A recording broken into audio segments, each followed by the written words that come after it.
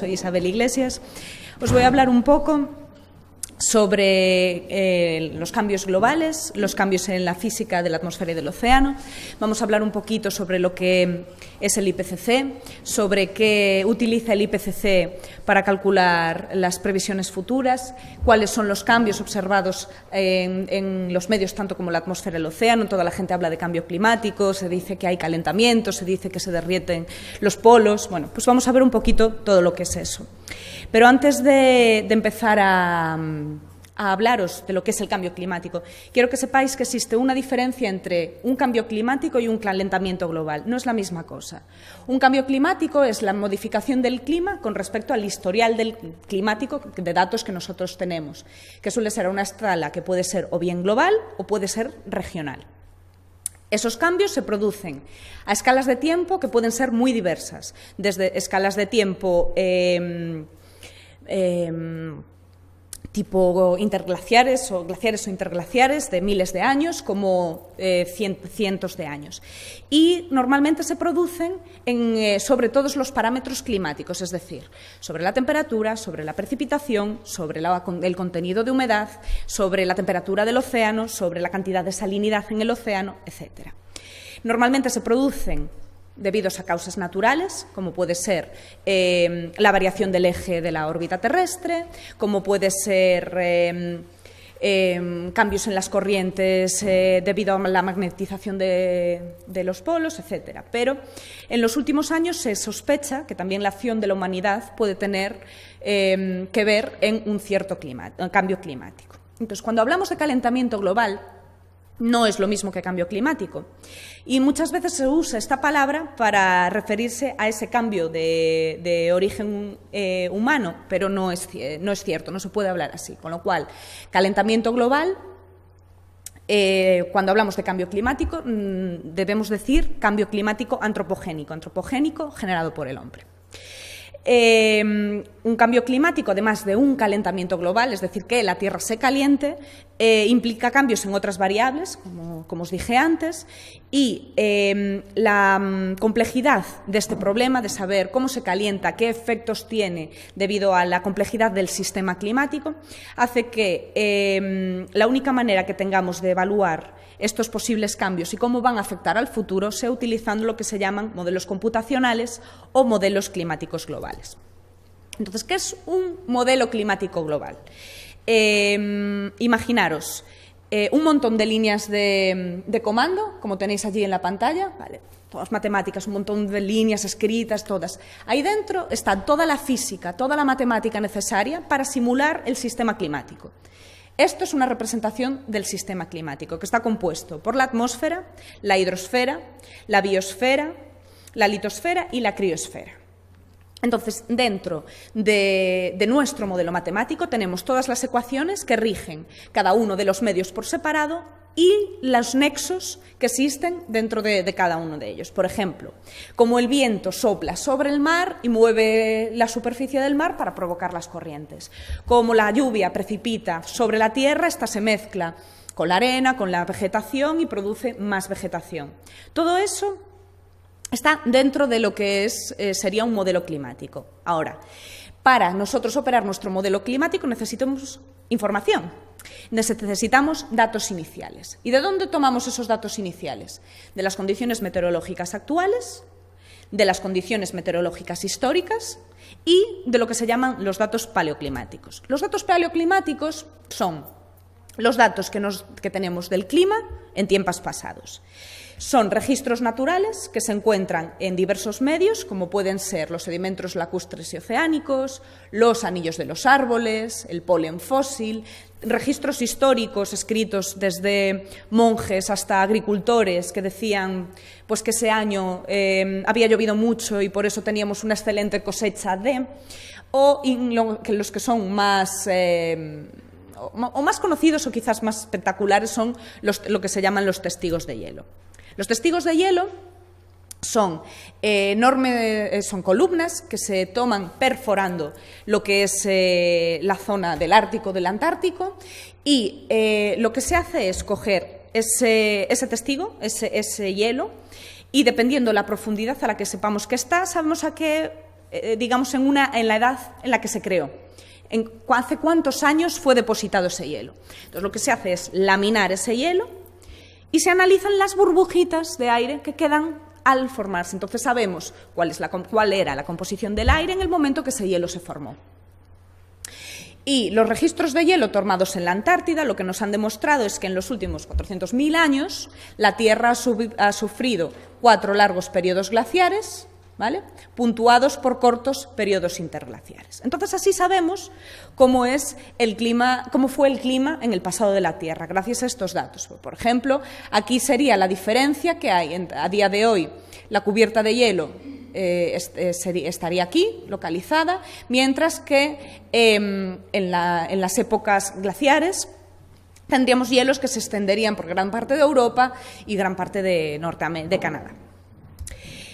Estos registros históricos, que son estos que tenéis aquí, de los que os hablé antes, nos dan datos a diversas escalas de tiempo y que pueden ser datos como de temperatura, de precipitación o el balance de agua que había, la composición química del aire o del agua, la biomasa o la vegetación que había en ese momento, las erupciones, si hubo erupciones volcánicas, todo eso aparece en la composición del aire, el nivel del mar, hasta dónde llegaba, o incluso la actividad solar.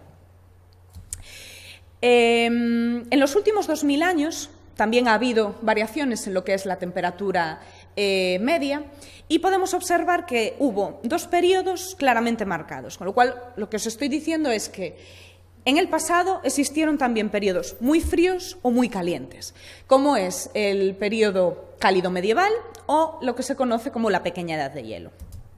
Durante el periodo cálido medieval, que fue entre el 1100 y el 1250, se cree que esto se pudo producir, ¿por qué? Porque coincide con un periodo de mayor actividad solar y se observaron cambios en lo que es la intensidad de la corriente termohalina. La corriente termohalina está representada aquí en esta figura, es un gran cinturón de corrientes superficiales y profundas que transportan el agua por todos los puntos del planeta. Y lo que hacen es recircular el agua y mantenerla siempre en movimiento. Uno de los que más nos afecta a nosotros, o lo que a lo mejor más podéis conocer, es lo que se llama la corriente del Golfo, que es la que va desde el Golfo de México hasta la zona de Islandia.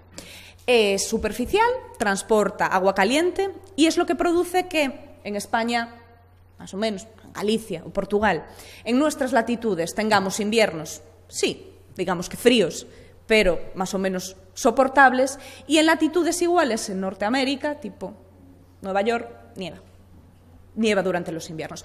La corriente del Golfo lo que nos hace es aportar gran cantidad de humedad, que es lo que produce que eso y la circulación general atmosférica, que es mueven el aire del oeste para este, produce que nos lleguen grandes cantidades de precipitación. Entonces, la corriente del Golfo lo que produce es que no nos nieve y que nos llueva, teniendo un clima más o menos agradable, podemos decir así. Pero, en este caso, cuando fue el periodo cálido medieval, digamos que hubo cambios en la intensidad de la corriente termohalina, hubo periodos de mayor actividad solar y que se produjo un periodo más cálido de lo que era habitual. ¿Qué produjo este periodo así más cálido? Pues produjo que en buena parte de Europa, incluso en el sur de Inglaterra, se produjo vino, y buen vino, e incluso a día de hoy persisten topónimos como Wine Street o Vineyard en Londres, con lo cual se producía vino. Los vikingos consiguieron pasar desde las zonas más nortes de Europa hasta Groenlandia, colonizando Groenlandia. ¿Por qué? Porque los hielos árticos estaban más pequeños y además, incluso en las zonas altas de los Alpes se determinó, se vio que había crecimiento de especies arbóreas. La pequeña edad de hielo, al contrario, es un periodo más frío. Fue de 1300, bueno, no lo veis ahí, pero es de 1300 a 1850. En este momento lo que hubo fue menor actividad solar y había mayor actividad volcánica. Los volcanes, al soltar aerosoles y al soltar partículas de cenizas, impiden que la luz del Sol y su energía entre. Entonces, había mayor reflectividad de los rayos solares, ahora os lo explico un poquito con lo que es el efecto invernadero, pero entraba menos rayos solares, menos calor, y con lo cual hubo un enfriamiento. Se sabe porque hubo una gran hambruna entre 1315 y 1317, en donde el 10 o el 20% de la población resultó muerta. Hay registros de que el río Támesis y los canales de Holanda se congelaban durante el invierno. ¿Por qué? Porque se celebraban ferias y circos sobre los ríos y sobre los canales, se alquilaban parcelas sobre ellos. También se sabe que los hielos árticos se extendieron hasta Escocia, los glaciares tuvieron un crecimiento generalizado y fue la época en la que Stradivarius construyó sus violines. ¿Por qué? Porque la madera de los árboles era mucho más densa y entonces nunca se obtuvo una madera igual para construir esos violines. Con lo cual, los cambios y las variaciones climáticas están escritas a lo largo de toda la vida de la historia de la Tierra.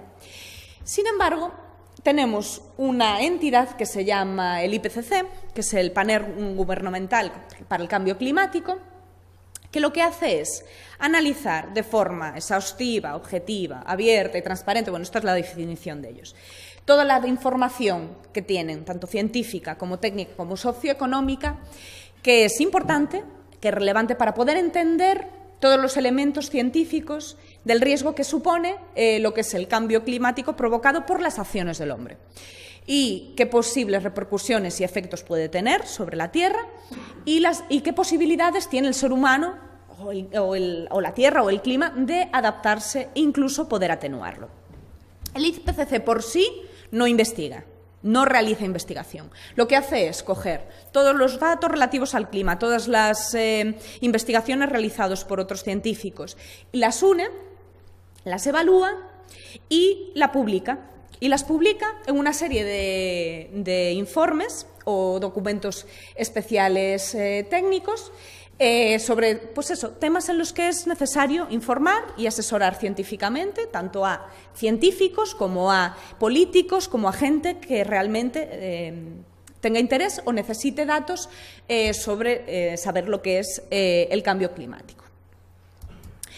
¿Por qué se creó el IPCC? ¿Cuál fue el origen del IPCC? Pues esta curva que representa el CO2 atmosférico de la atmósfera.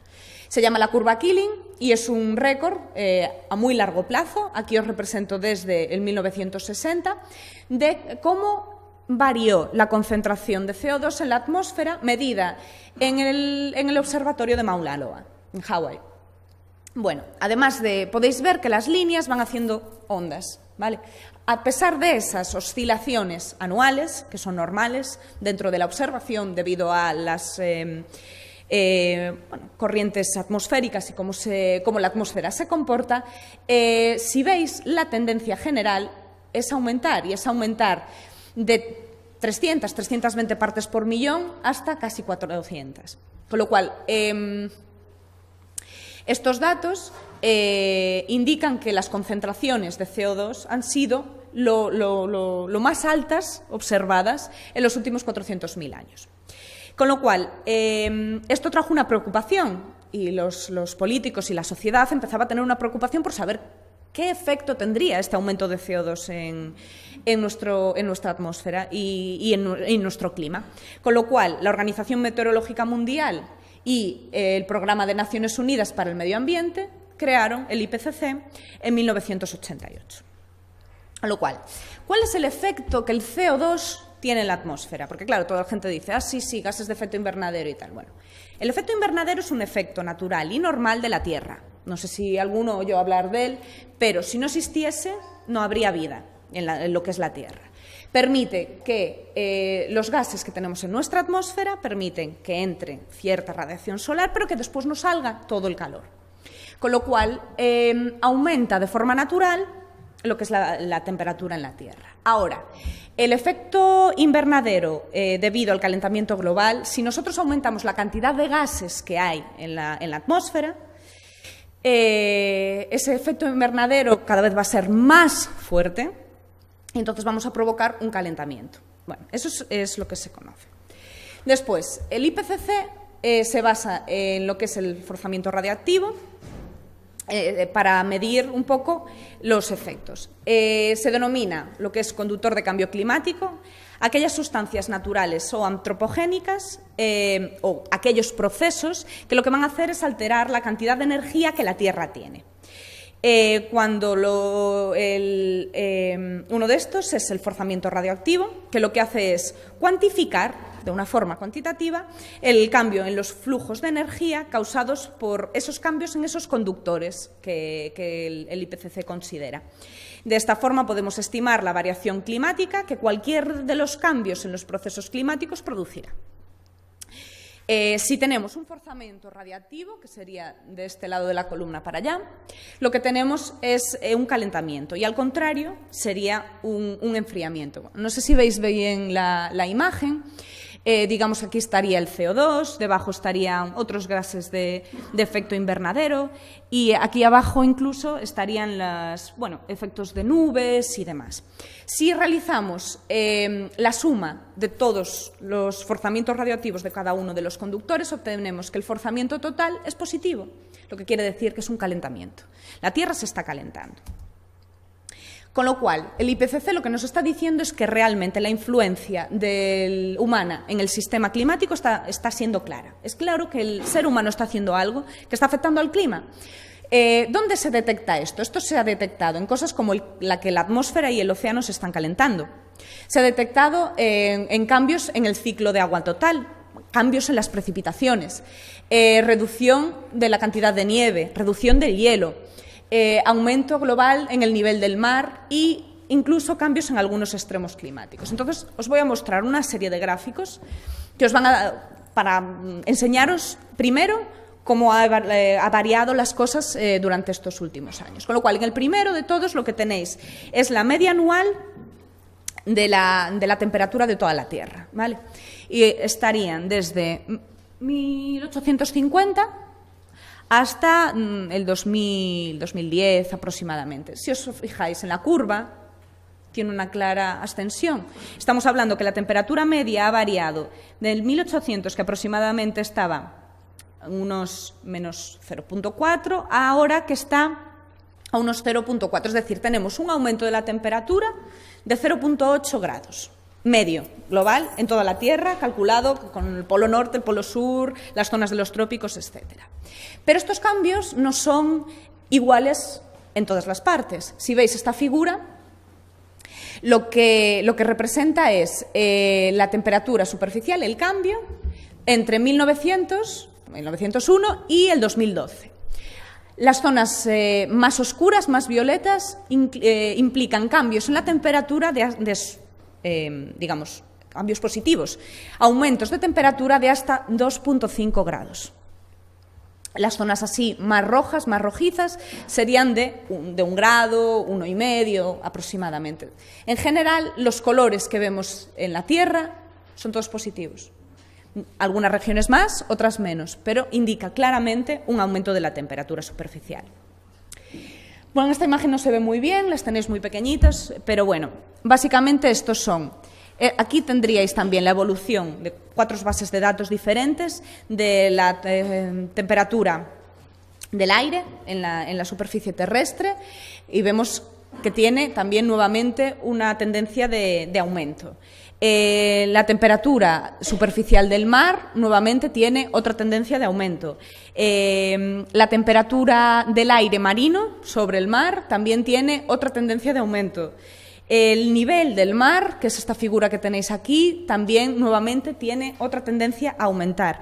Y estos todos son datos medidos hasta el 2012, es decir, hasta hace un par de años. Con lo cual, existe una clara influencia del ser humano sobre el cambio climático. Aquí tenéis los cálculos hechos para cada uno de los océanos. Todos los océanos, por regla general, fijaros en la línea roja, ¿vale? Este está hecho hasta el 2000. la línea roja tiende a aumentar, tiene una tendencia que indica que está aumentando la temperatura en unos océanos más, en otros océanos menos, pero en general está aumentando. ¿Esto qué conlleva también? Cambios en lo que es la precipitación.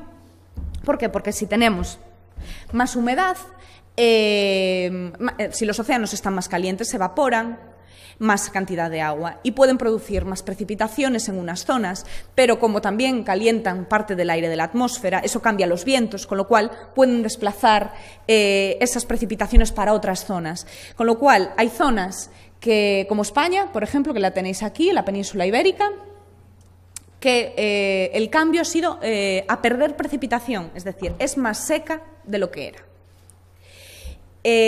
Después también tenemos, evidentemente, si en general el sistema climático, nuestro aire, está más caliente, vamos a tener diferencias en la concentración de hielos.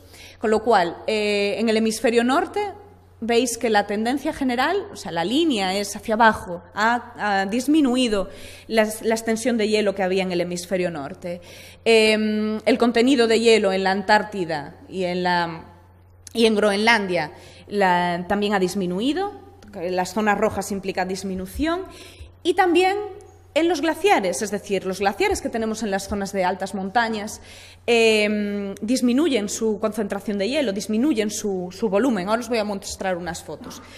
Pero incluso también existe un cambio, claro, si tenemos el clima más cálido, si tenemos nuestro aire más caliente, las fechas en las que se hielan los lagos y los ríos del hemisferio norte van a pasar a ser más tardías, porque el invierno llega más tarde, el invierno que nosotros consideramos como tal.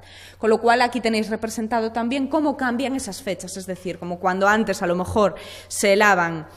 Pues aquí tenemos uno de ellos, a mediados de febrero, ahora ya hasta el 1 de marzo ya no hiela, es decir, tenemos periodos de 15 días, de menos 15 días que el lago no va a estar helado.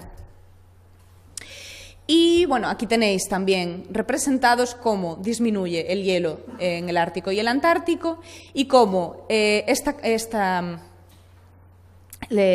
Polo Norte, la concentración de hielos que tenía en 1979 y cómo ahora en el 2000 está aproximadamente a la mitad. Ahora lo que os decía, estas son imágenes de algunos glaciares, comparaciones de fotografías hechas desde profesionales científicos hasta amateurs. Por ejemplo, lo que pasa es que están un poco pequeñas y no se ven muy bien. Esta es la comparación del mismo glaciar tirada. Son fotografías tiradas desde el mismo punto, ¿vale?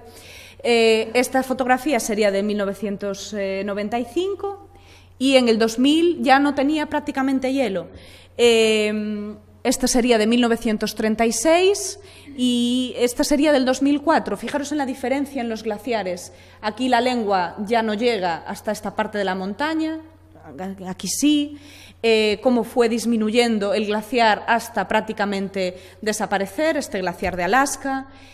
Cómo antes la lengua de hielo llegaba a toda esta parte y ahora ya ni siquiera se ve en el 2007, como en la Patagonia en 1928 estaba todo cubierto de hielo y ahora prácticamente no tenemos glaciar. Estas zonas también, desde la comparación de 1940 al 2006. Es decir, existen pruebas físicas y visibles y comparativas de que existe un calentamiento de cualquier motivo que está provocando que estos glaciares desaparezcan. Pero ¿qué pasa? Que estos glaciares y las áreas del hemisferio norte, esa agua tiene que ir a alguna parte, es agua dulce, y esa agua dulce va al océano.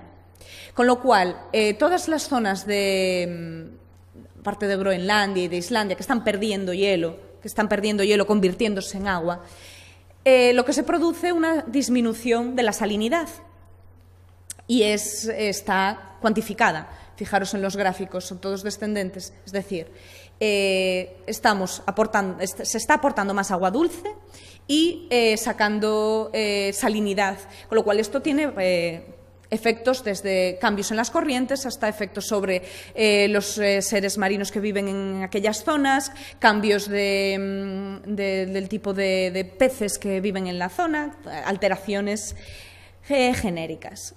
Bueno, esta es una figura como la que os enseñé antes, es decir, está aumentando el nivel del mar, pero el nivel del mar no solo aumenta por el aporte de agua dulce que nosotros le damos, sino que también aumenta porque el océano, al estar más caliente, el agua se calienta y se expande, con lo cual esos son los dos motivos principales para explicar por qué el nivel del mar aumenta. Y claro, si tenemos un nivel del mar más alto, tenemos olas que llegan más lejos, tenemos tempestades que cuando vienen son más severas y consiguen llegar más hacia el interior de la Tierra, con lo cual tenemos muchos problemas en zonas costeras.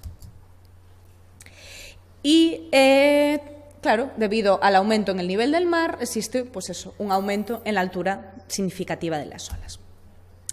Con lo cual, así un poco resumiendo, si tenemos un calentamiento global y un cambio climático, esto lo que va a producir es en aumentos en la salud propia de los seres humanos, aumento en la mortalidad relacionada con el clima, aumento también con enfermedades infecciosas y, claro, tenemos calor en nuestras zonas, pueden llegar enfermedades tropicales que aquí antes no existían, con lo cual tener problemas en lo que es la salud. También aumento porque el aire deteriora su calidad, con lo cual pueden aparecer más asmas o más alergias. En los recursos hídricos vamos a tener problemas en la disponibilidad y en la calidad del agua que podremos beber y incluso en la generación de energía hidroeléctrica a base de nuestras presas, porque los ríos no van a tener tanta agua como tendrían. También los extremos pueden ser más fuertes, es decir, podemos tener olas de calor más severas, pero también cuando tengamos inundaciones van a ser más fuertes. Y cuando la temperatura aumenta en los océanos, tenemos los océanos más cálidos, lo que va a implicar son tormentas mucho más fuertes, precipitaciones mucho más intensas y violentas y los huracanes aumentando tanto en intensidad como en número. ¿Por qué? Porque digamos que la fuente de alimento de un huracán es el calor del mar. Los huracanes se forman en regiones que son cálidas oceánicas, que le aportan toda la energía, tanto humedad como calor, para producirse. Si el océano está más caliente, los huracanes van a ser más virulentos, van a ser más fuertes. Con lo cual, esto es otro posible peligro del cambio climático. Por supuesto, va a provocar cambios en la agricultura, el tipo de cultivos que vamos a tener en cada zona. En los bosques, nuestros bosques se van a ver afectados por eso. En las especies autóctonas y en los humedales va a haber otras especies que se sitúen y que, digamos, no maten, pero ocupen el lugar de nuestras especies autóctonas. En las zonas costeras, pues eso, aumento del nivel del mar, cambios en las corrientes, cambios en la pesca, en dónde van los peces y también posibles impactos socioeconómicos, como son la alteración del funcionamiento de los ecosistemas que suministran a nuestras economías todos esos servicios, esas materias primas. Puede encarecer el precio de las pólizas de seguros. ¿Por qué? Porque los accidentes pueden ser más probables. De una casa en la playa, si aumenta el número de tormentas por invierno, el seguro de la casa va a ser más caro.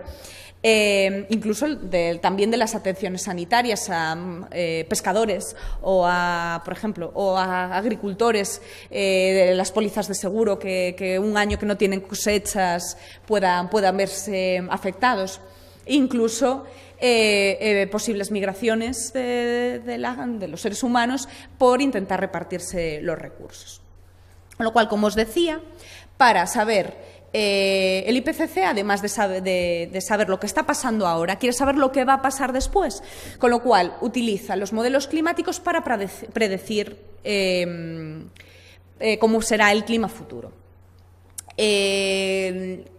Utilizan estos modelos, que son modelos que acoplan la atmósfera y el océano, o que se llaman también modelos de circulación global, porque son modelos globales, representan todo el globo y se sabe cómo es la circulación por todos ellos.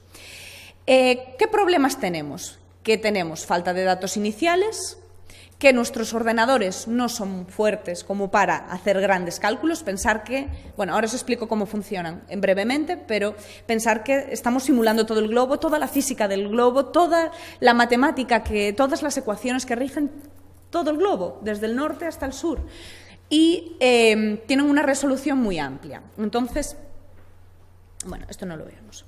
Os explico así lo que son los modelos. Esto es la evolución de los modelos desde mediados de los 70, que son cuando se empezaron a crear los modelos climáticos, hasta el último informe del IPCC, no, el anterior, que fue el 2005, 2007, bueno, no me acuerdo, pero por ahí. Entonces, los modelos inicialmente tenían, sí, la radiación solar, sí, tenían los gases de efecto invernadero, tenían la cubierta, simulaban la cubierta nubosa y simulaban la precipitación. A medida que se fue investigando, se fue aumentando la capacidad de nuestros ordenadores para realizar todas las ecuaciones matemáticas y demás, se pudieron simular cosas mucho más complejas como el océano, capas superficiales y profundas, las corrientes que circulan en el océano, vegetación, química de la atmósfera, vientos, hielo, tierra, interacción de lo que es el efecto con la tierra. Es decir, los modelos cambiaron mucho y cada vez son más, podemos confiar más en ellos, pero siguen siendo modelos y siguen sujetos a errores. ¿Por qué? Porque normalmente los modelos son manipulados por los seres humanos y nosotros tenemos errores. Si tú dices, estoy metiendo los datos de hoy, de las temperaturas de hoy, hoy están fuera pues unos 17, 15 grados, pero te confundes y en lugar de 17 o 15 grados te comes el 5 o el 7 y le pones un 1. Vale, dices tú, un día de datos, ya. Pero es que tú después calculas las cosas con ese día y entonces a ese día le sumas más 2, y después le sumas más 7, y después le sumas otros 100, y después, entonces el error que inicialmente era muy pequeño acaba siendo enorme. Con lo cual los modelos hay que tratarlos con cuidado. Sí, nos dan resultados, sí, son interesantes, pero no siempre, no podemos poner la mano en el fuego que eso sea lo que va a pasar. Y además, lo que os decía, que tienen una resolución muy amplia. Los modelos, para funcionar, lo que hacen es dividir la Tierra, la superficie de la Tierra, en cuadraditos. Y en cada uno de los vértices, de los nudos donde se unen esos cuadrados, se calculan todas las ecuaciones de la física de la atmósfera y del océano para sacar nuestras predicciones. Cuanto mayor sea nuestro ordenador, cuanto más potencia de cálculo tenga, estos cuadraditos podrán ser más pequeños.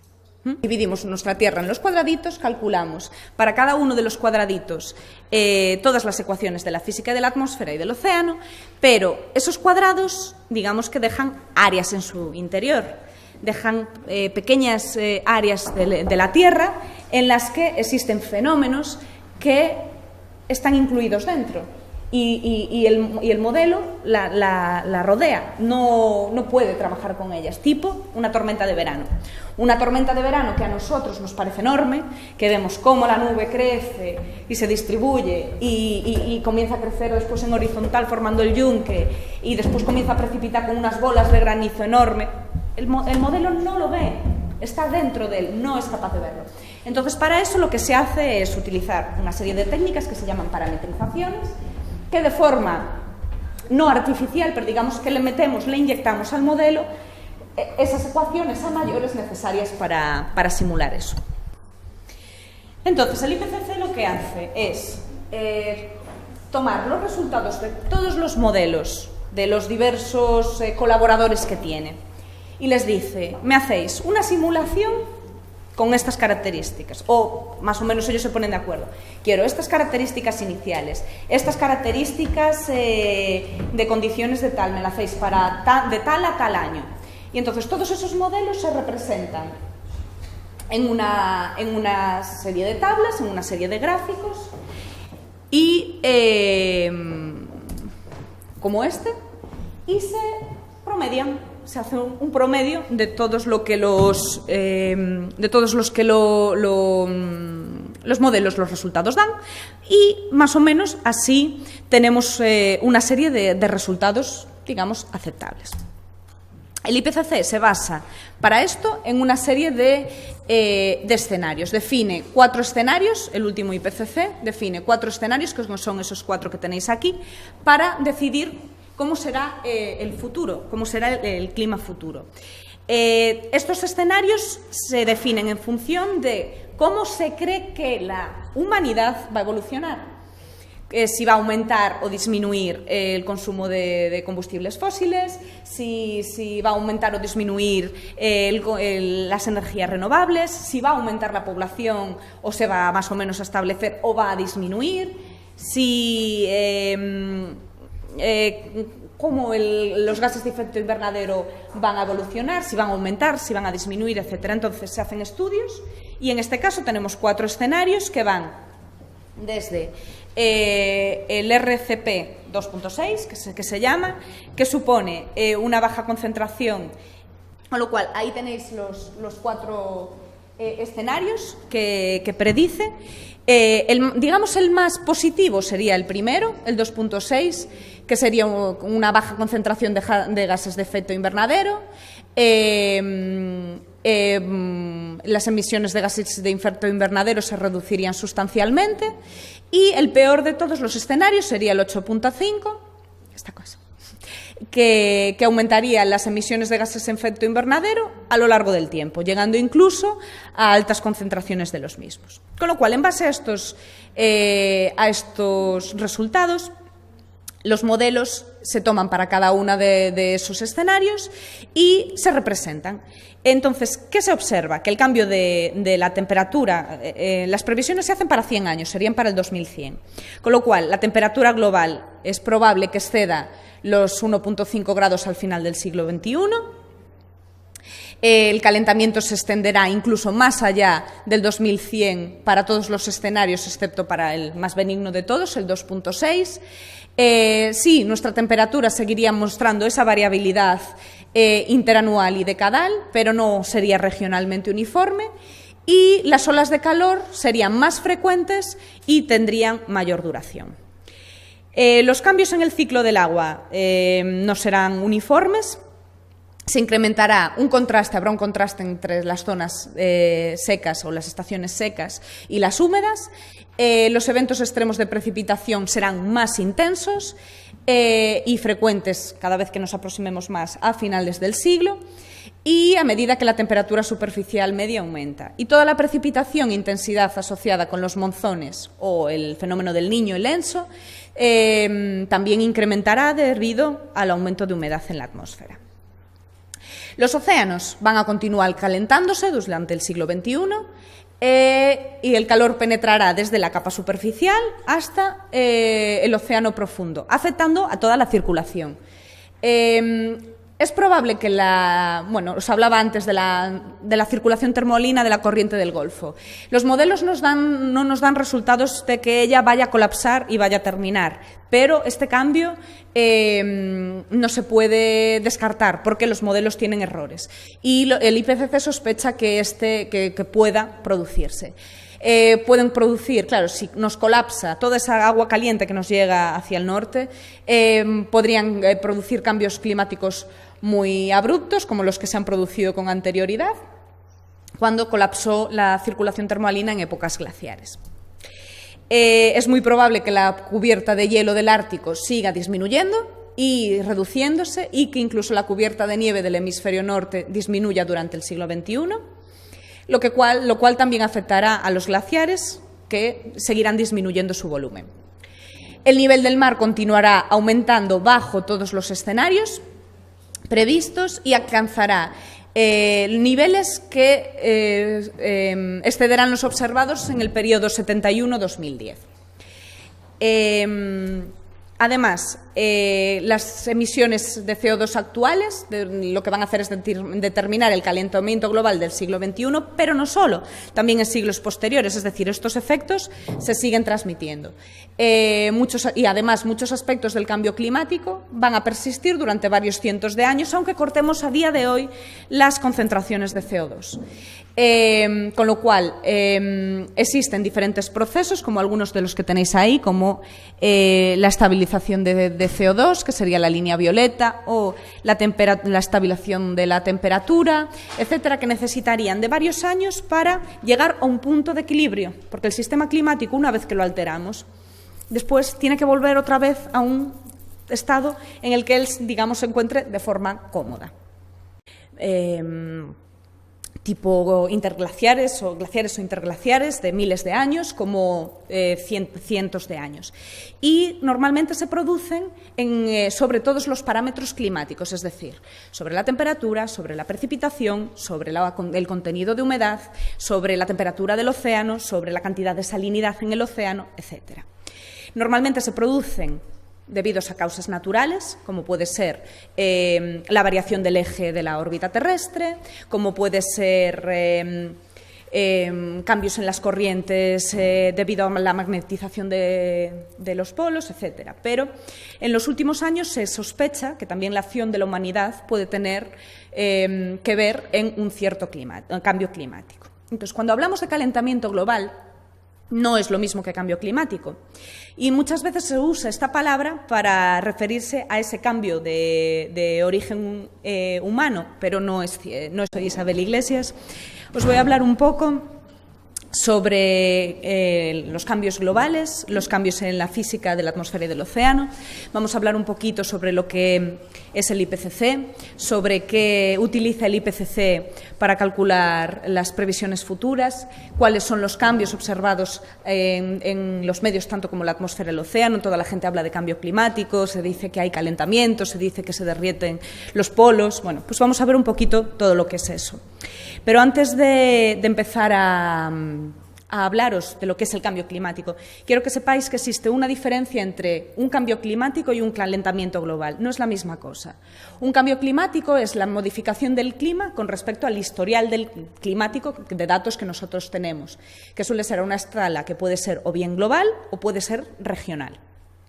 Esos cambios se producen a escalas de tiempo que pueden ser muy diversas, desde escalas de tiempo es cierto, no se puede hablar así, con lo cual, calentamiento global, cuando hablamos de cambio climático, debemos decir cambio climático antropogénico generado por el hombre. Un cambio climático, además de un calentamiento global, es decir, que la Tierra se caliente, implica cambios en otras variables, como os dije antes, y la complejidad de este problema, de saber cómo se calienta, qué efectos tiene debido a la complejidad del sistema climático, hace que la única manera que tengamos de evaluar estos posibles cambios y cómo van a afectar al futuro sea utilizando lo que se llaman modelos computacionales o modelos climáticos globales. Entonces, ¿qué es un modelo climático global? Imaginaros un montón de líneas de comando, como tenéis allí en la pantalla, ¿vale? Todas matemáticas, un montón de líneas escritas, todas. Ahí dentro está toda la física, toda la matemática necesaria para simular el sistema climático. Esto es una representación del sistema climático, que está compuesto por la atmósfera, la hidrosfera, la biosfera, la litosfera y la criosfera. Entonces, dentro de nuestro modelo matemático tenemos todas las ecuaciones que rigen cada uno de los medios por separado y los nexos que existen dentro de cada uno de ellos. Por ejemplo, como el viento sopla sobre el mar y mueve la superficie del mar para provocar las corrientes. Como la lluvia precipita sobre la tierra, esta se mezcla con la arena, con la vegetación y produce más vegetación. Todo eso está dentro de lo que sería un modelo climático. Ahora, para nosotros operar nuestro modelo climático necesitamos información. Necesitamos datos iniciales. ¿Y de dónde tomamos esos datos iniciales? De las condiciones meteorológicas actuales, de las condiciones meteorológicas históricas y de lo que se llaman los datos paleoclimáticos. Los datos paleoclimáticos son los datos que tenemos del clima en tiempos pasados.